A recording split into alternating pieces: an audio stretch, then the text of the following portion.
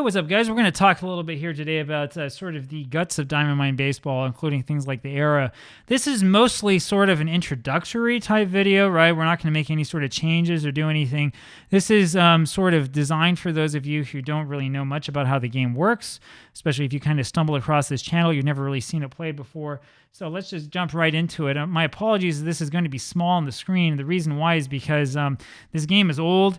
You can't do much to increase the screen resolution of this part. I guess I could do something if I change like the resolution of Windows or whatever, but I'm not going to do that. If you have Diamond Mine Baseball, the way you look at this stuff is you go up to View and Organizer, right? I've talked about this before. We'll see this later on when we start messing around with the old Pursuit of the Pennant DOS game. This menu system actually comes from DOS. That's why everything's hidden away. You look here, there's like nothing, right? There's nothing to click on, which looks kind of lame in comparison to all modern games. Anyway, we go over to View and Organizer, and this is where a lot of the bread and butter is located. We want to go over here to eras. And eras are where all the interesting stuff happens, right? There is the neutral era from 1901 to 1992. Note that it goes up to 1992. That gives you an idea of when this game was made and when the work on it kind of started. We have an American League and a National League era. I didn't change the names on these. I probably should have. Here, the American League era is used for 1949, and it gives you the total numbers of at-bats, hits, doubles, triples, home runs, walks, intentional walks, hit by pitch, and strikeouts. In fact, we'll take a quick look here. Let's see if I can get this open while I am looking at this screen. Here we go. And let's see if we can take a quick look on Baseball Reference and just sort of double check our numbers. Now, it's... here we go. It's going to be a little bit difficult to do this. We have to look at this one league at a time. And this is because the Negro League statistics are going to kind of put off the general statistics for the major leagues as a whole. It's going to skew it a little bit. So we're just going to look one league at a time, which is the way that this is set up.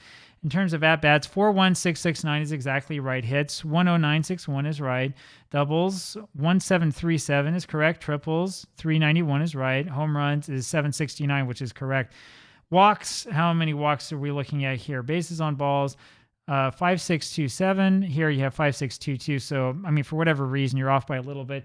Is that going to make a huge difference? No, it's not. Intentional walks, what we have here is 232. That's exactly right. We know that that's correct. It doesn't have to be estimated. Hit by pitch is 176, which is right.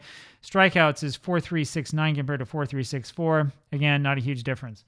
Now, the interesting part here is going to be here in the rate statistics, right? Because this is going to tell us stuff that will have a big impact over how Diamond Mine Baseball is played.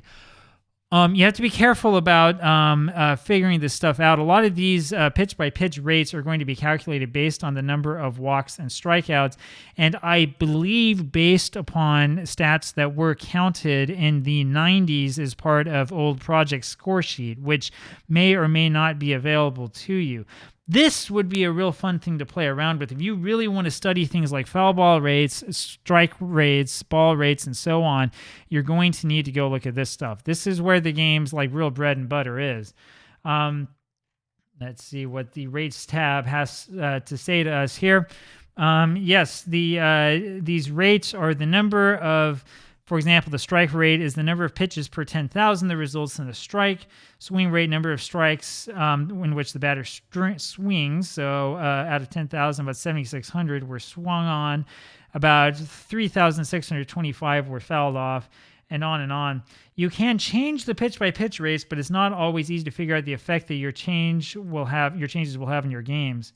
Increasing the in-play rate will reduce the number of walks and strikeouts because more balls in play mean that you won't have as many plate appearances that make it all the way to foul balls or 4 balls or 3 strikes.